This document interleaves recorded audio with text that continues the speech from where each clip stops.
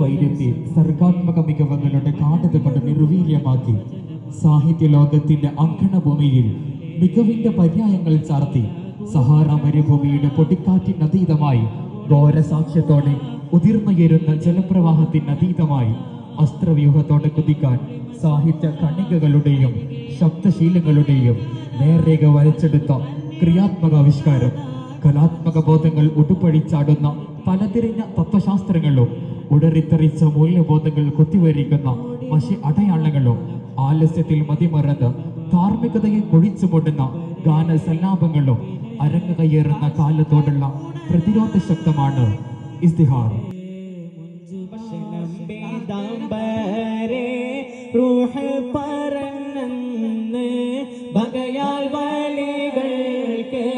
മുംബൈ പടച്ചോവ കണ്ടപ്പള്ളാട് തേടി.